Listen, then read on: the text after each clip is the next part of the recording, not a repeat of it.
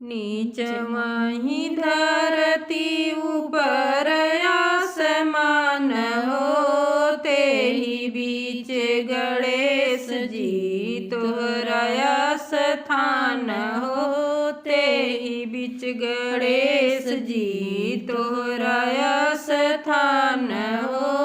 उठहु कवन भैया तिलकी के जूनी हो, गणपति चरनिया छुई गले हुआ आशीर्वाद हो।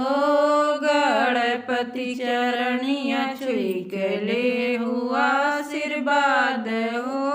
नीचवाई धरती ऊपर आसमान हो, तेहि बीच दुर्गा मैया राउर स्थान हो। तेहि बीच दुर्गा मैया तोहरा स्थान हो।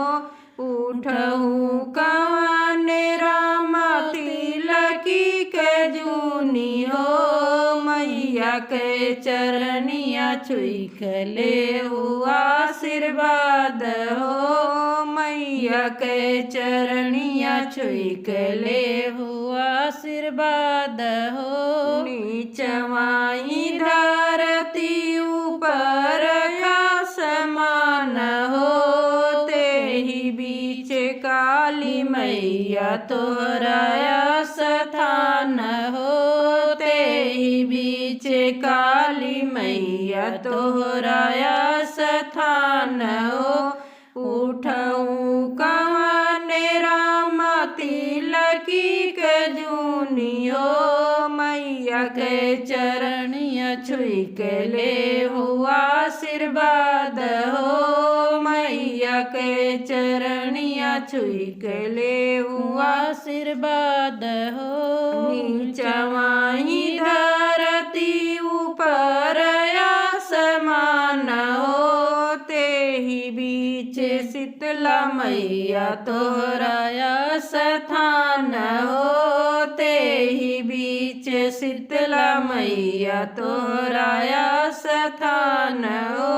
उठहु कवन राम तिलकी के जूनी हो, मैया के चरनिया छुई के हुआ आशीर्वाद हो। मैया के चरनिया छुई के हुआ आशीर्वाद हो। नीचवाई धरती ऊपर आसमान हो, तेहि बीच फूलमती माता तोहरा स्थान हो। तेहि बीच फूलमती माता तोहरा स्थान हो।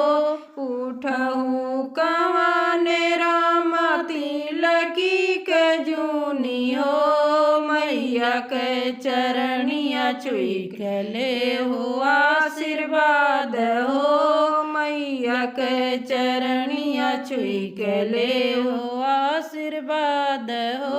नीचवाई धरती ऊपर आसमान हो, तेहि बीच डिउहारे बाबा तोहरा स्थान हो। तेहि बीच डिउहारे बाबा तोहरा स्थान हो।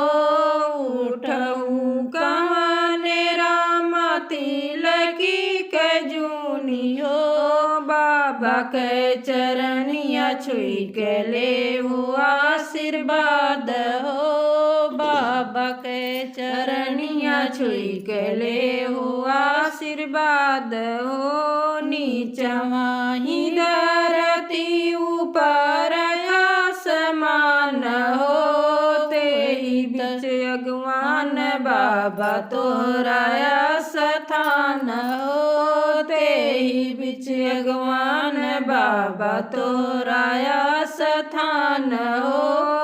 उठहु कवन राम तिलकी के जूनी हो, बाबा के चरनिया छुई के हुआ आशीर्वाद हो। बाबा के चरनिया छुई के ले हो आशीर्वाद हो नीचवा ही धरती ऊपर आसमान हो ते ही बीच देवते बाबा तोरा स्थान हो ते ही बीच देवते बाबा तोरा स्थान हो उठऊ कवन राम तिलकी के जूनी हो बाबा के चरणिया छुई के ले हुआ आशीर्वाद हो बाबा के चरणिया छुई के ले हुआ आशीर्वाद